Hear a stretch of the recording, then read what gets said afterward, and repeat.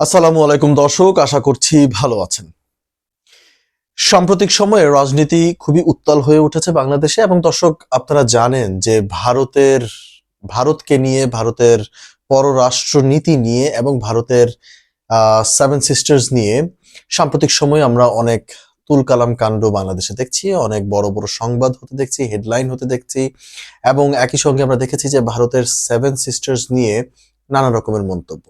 এবং গত কিছুদিন আগেও আমরা দেখেছি যে জনাব হাসনাত আব্দুল্লাহ সে একটা মন্তব্য করেছে যে ভারতের সেভেন সিস্টার্সকে আলাদা করে দিবেন।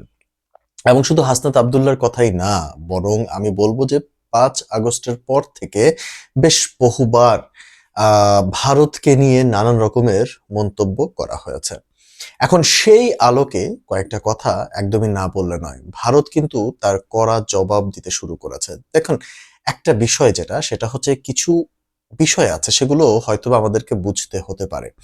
সর্বপ্রথম, ভারত একটা বড় অর্থনীতির দেশ, এবং ভারতের সঙ্গে আমাদের বহুভাবে বাণিজ্যিক লেনদেন অনেক বড়, বেশ অনেকটাই আমরা নির্ভরশীল বাণিজ্যিক দিক থেকে। এখন তার পরিবর্তে আমরা বাংলাদেশ আমাদের স্বাধীনতার পর থেকে, ৭১-এর পর থেকে নিয়ে এখন পর্যন্ত আমরা কি পেরেছি আমাদের দেশটাকে ব্যবসায়িক হাব বানাতে? আমরা আন্তঃকোন্দলে জড়িয়েছি, আমরা রাজনীতির নানা সমীকরণের ভেতরে ঢুকে গেছি। আমরা কখনো ইন্ডিয়ার পেটে গিয়ে বসেছি, কখনো পাকিস্তানের পেটে বসেছি, কখনো আপনার আমেরিকার পেটে বসেছি, কখনো চায়নার পেটে বসেছি। কখনো কি আমরা ভেবেছি যে নিজেরা আমরা নিজেরা নিজেদের মতো করে আসলে তৈরি হতে পারি? আজকে যদি আপনি দেখেন বাংলাদেশের পার্সপেক্টিভ, যদি দেখেন কূটনীতি থেকে নিয়ে সকল জায়গায় আমরা কিন্তু খুবই দুর্বল, আমাদের কিন্তু কিছু নাই, ফ্র্যাঙ্কলি স্পিকিং। কেন নাই আপনি যদি দেখেন, আমি একটা ছোট্ট উদাহরণ দিব। বেশ আমার পরিচিত একজন মানুষের সাথে আমার কথা হয়েছে, তিনি একজন কূটনীতিক। তো মানে ওনার সঙ্গে কথা বলার এক পর্যায়ে উনি যখন বললেন যে কোনো এক সময় গত সরকারের আমলে সৌদি আরব সরকার, মানে প্রিন্স সালমান নিজে বাংলাদেশের উপর খুশি হয়ে ভারতকে 2 স্কোয়াড্রন আপনার ফাইটার জেট দিয়েছিল, মানে 24টা ফাইটার জেট, সাথে আরো কিছু ক্ষেপণাস্ত্র সহ, এবং সেগুলো সবই লেটেস্ট মডেলের ফাইটার জেটস দেওয়া হয়েছিল। কিন্তু বাংলাদেশ সরকারের যে কূটনীতিকরা রয়েছে তারা সামহাও ভারতের প্রেসক্রিপশনেই হোক কিংবা আহ, যে কোনো বাইরের প্রেসক্রিপশনেই হোক, তারা শেষ পর্যন্ত কিন্তু সেটিকে একসেপ্ট করে নাই। এখন এখান থেকে প্রমাণ হয় যে বাংলাদেশ আসলে কতটা দুর্বল কূটনীতিতে। বাংলাদেশ, আপনি দেখেন কোভিড গেছে, কোভিডের সময় বঙ্গোভ্যাক্স নামের একটা ভ্যাকসিন কিন্তু অনেক আগেই আবিষ্কার হয়েছিল, কিন্তু সেই বঙ্গোভ্যাক্সকে আপনার সামনে আসতে দেওয়া হয় নাই রাজনীতি এবং পয়সা কামানোর জন্য। সেটা আমরা কি করলাম, ভারত থেকে আমরা কোভিডের ভ্যাকসিন কিনেছিলাম, এবং সেই ভারত থেকে কেনার পরে আপনাদের মনে থাকার কথা, ভারত আমাদেরকে ফ্রিতে কিছু ভ্যাকসিন দিয়ে পরে কিন্তু তারা আর প্রোভাইড করে নাই। এখন আমরা কিন্তু তখন আবার ভারত থেকে কিছু টাকা, ওই যে ভ্যাকসিনের যে টাকা, সেটা কিন্তু পেতাম। সেই টাকাটিও কি সেই সরকার সেই আমলে আনতে পেরেছিল কিনা, সেটিও কিন্তু একটা বড় প্রশ্ন রয়েছে।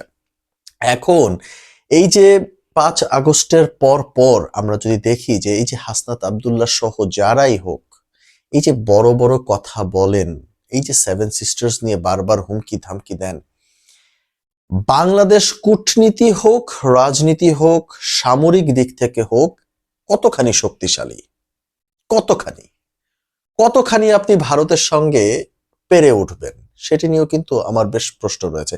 আমি বলছি না যে ভারতকে আমি প্রায়োরিটি দিচ্ছি, আমি বলছি যে ডেফিনেটলি ভারতের নানা রকমের সমস্যা আছে, ভারতের পররাষ্ট্রনীতিতে সমস্যা আছে, এবং গত 16 বছরে ডেফিনেটলি ভারত যা করেছে, বা ভারত যে একতরফা আওয়ামী লীগকে সাপোর্ট দিয়ে গেছে, সেটি একদমই সঠিক নয়। এখন তার উত্তর কি? আমরা রাজনৈতিকভাবে আমরা কি বারবার হুমকি ধামকি দিতে পারি? যখনই আমরা এই হুমকি ধামকি দিব, যেটি আমি একটু আগে বুঝিয়েছিলাম, যে এত বড় অর্থনীতি এবং সবকিছু বিশাল একটা দেশ, আমরা যখন তাকে হুমকি ধামকি দিচ্ছি, এটা কিন্তু আমাদের নেক্সট ডোর। তো তো এই হুমকি ধামকির ফলে কি হচ্ছে? আমরা কি আহ, মনে করছি যে আমরা ভারতের সঙ্গে পেরে উঠবো? একটা এই হুমকি ধামকির ফল কিন্তু যে খুব বেশি বাংলাদেশের জন্য ভালো কিছু বয়ে আনবে সেটা কিন্তু না। বরং আমি মনে করি এটি কূটনীতি এবং রাজনীতি দিয়ে সলভ করা কিন্তু অনেকাংশে সম্ভব। এখন দেখেন, ভারত যেই জবাবটি দিয়েছে, ভারত হয়তোবা এখন চুপ করে আছে, ভবিষ্যতে কি ভারত চুপ করে থাকবে? এই জিনিসগুলো কিন্তু ভারত রেকর্ড করে রাখছে, এবং ভবিষ্যৎ রাজনীতিতে কিন্তু এর একটা বড় ফল কিন্তু ভোগ করতে হবে বাংলাদেশের সাধারণ জনগণকে। কিভাবে সেটি দেখেন। আপনাদের একটা ব্যাপার মনে আছে, 10 ট্রাক অস্ত্রের কথা বিএনপি কে নিয়ে। তারপর হচ্ছে আপনার আরো একটা চুক্তি আছে, একটা আপনাদের জ্ঞাতার্থের জন্য বলা, যে একটা ত্রিপাক্ষিক চুক্তি ছিল। সেটি অনেক বছর আগে, সেটি 96, সম্ভবত 96 বা 2001, 2000-এর সালের দিকের একটা চুক্তি। এটা সম্ভবত 2000-এর দিকের একটা চুক্তি। এটাকে ট্রাই নেশন চুক্তি বলা হয়। এবং এই চুক্তি আপনার মায়ানমার থেকে ভারত গ্যাস নিয়ে যাবে বাংলাদেশের উপর দিয়ে, মায়ানমার থেকে বাংলাদেশের উপর দিয়ে গ্যাস নিয়ে যাবে ভারতে। এবং সেটি তখন বিএনপি সরকার ক্ষমতায় ছিল, এবং বিএনপি এত শক্ত অবস্থানে ছিল যে তৎকালীন প্রধানমন্ত্রী খালেদা জিয়া তিনি সরাসরি বলে দিয়েছিলেন যে আমার দেশের উপর দিয়ে যদি গ্যাস নিতে হয় তবে সেটা ট্যাক্স দিতে হবে, এবং নেপাল থেকে আমরা বিদ্যুৎ আমদানি করতে চাই, সেই বিদ্যুৎ আমদানির যে পারমিশন সেটিও কিন্তু দিতে হবে। যার পরবর্তীতে সামহাও এই চুক্তিটি আর কাজ করে নাই। ইন্ডিয়া কি রাজি হয়েছিল কিনা, যতদূর আমি জানি ইন্ডিয়া রাজি হয়ে গেছিল, কিন্তু সামহাও পরবর্তীতে এই চুক্তিটার কাজ হয় নাই, বিএনপির আমলে আর হয় নাই।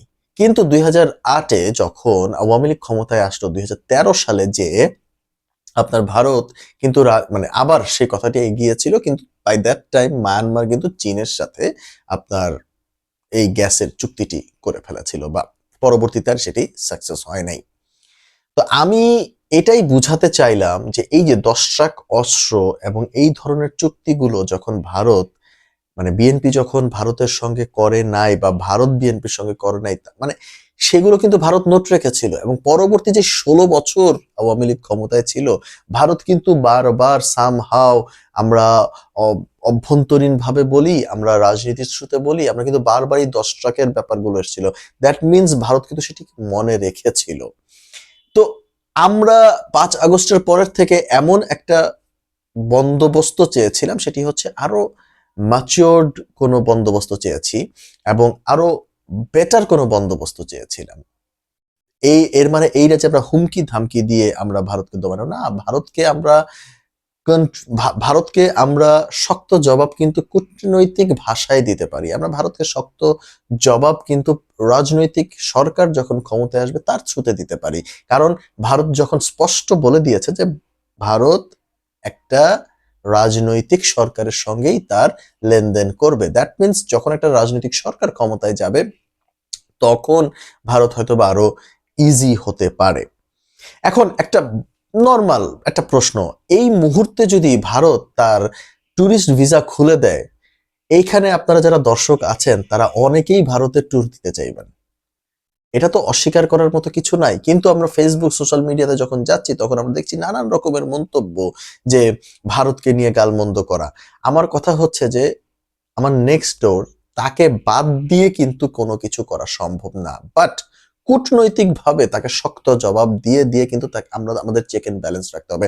ফর এক্সাম্পল, একটা শক্ত জবাব যদি আমি বলি, আপনার মনে থাকার কথা যে আজকেই কিছুক্ষণ আগে পররাষ্ট্র উপদেষ্টা একটা কথা বলেছেন, যে ভারতের নসিহত, বাংলাদেশের রাজনীতি নিয়ে ভারতের নসিহত আমাদের দরকার নাই। কই ছিল এই নসিহত গত 15 বছর? এই যে কূটনৈতিক ভাষায় কিন্তু একটা শক্ত জবাব দেওয়া হয়েছে। উনি কিন্তু সেভেন সিস্টার্স নিয়ে যখন ওনাকে প্রশ্ন করা হলো, উনি কিন্তু এটা বলেন নাই, হুঙ্কার দেন নাই, ধমকি দেন নাই, কিছু দেন নাই। উনি কিন্তু বলেছে এটা সরকারের ভাষা না, এটা সরকারের বক্তব্য না, এটা হচ্ছে একটা ব্যক্তি হাসনাত আব্দুল্লাহর বক্তব্য।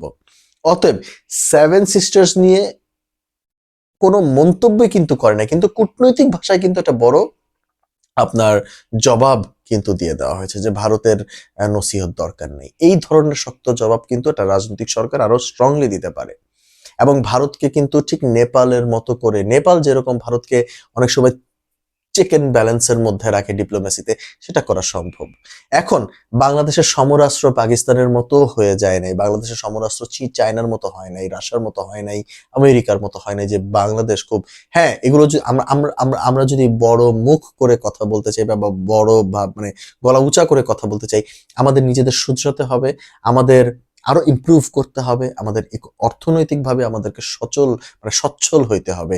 এখন যা অর্থনীতি আছে তার থেকে আরো ডাবল ট্রিপল অর্থনীতি হতে হবে। তার জন্য রাজনৈতিক চুরি, রাজনৈতিক আপনার যত প্রকার আপনার এই যে কি বলে রাজনৈতিকভাবে টাকা পয়সা নিয়ে হেরফের করা, এগুলো আমাদেরকে বন্ধ করতে হবে। আমাদের নিজেদের আগে সৎ হইতে হবে এবং ডিপ্লোমেসির ভাষাটা বুঝতে হবে, রাজনীতির ভাষা বুঝতে হবে।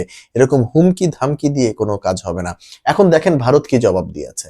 ভারত কিন্তু ঠিকই বাংলাদেশের হাই কমিশনারকে তলব করেছে এবং সেখানে কিন্তু বলেছে ভারতের এগেনস্টে এই ধরনের বক্তব্য কিন্তু ভারত মেনে নিবে না, এবং ভারত এখানে থ্রেট ফিল করছে, ভারতের ভিসা বন্ধ করে দিয়েছে। এখন যেই মানুষগুলো মেডিকেল ভিসার জন্য অ্যাপ্লাই করেছিল তাদের অনেকে এখন ভিসা পাবে না, তো তাদের অল্টারনেটিভ ডেস্টিনেশন ডেফিনেটলি অন্য কোথাও হবে, কিন্তু এটা তো একটা হ্যারাসমেন্টের জায়গায় গিয়ে পৌঁছে গেল। অতএব ভারতের জবাব কিন্তু একটু একটু করে আরো বাড়বে। আমি জানি যে এর পরে হয়তো বা আরো অনেকেই অনেক ধরনের মন্তব্য আপনারা করতে পারেন, কিন্তু আমি যতদূর মনে করি যে ভারতের সঙ্গে যদি আমাদেরকে চলতে হয় একভাবে ওয়ার্কিং রিলেশনশিপ আমাদেরকে ভালো রেখে, অর্থনৈতিক সম্পর্ক ভালো রেখে আমরা ডিপ্লোম্যাটিক ভাবে কিন্তু ভারতকে সঠিক জবাব দিতে পারি, কিন্তু এরকম হুঙ্কার দিয়ে কিন্তু সঠিক জবাব আমরা মনে করি না। মানে আমি ব্যক্তিগতভাবে মনে করি না যে হুঙ্কার দিলেই ভারত ঠিক হয়ে যাবে। বাকি দর্শক আপনারা কি মনে করছেন সেটি অবশ্যই কমেন্টের মাধ্যমে জানিয়ে দিতে পারেন। ধন্যবাদ।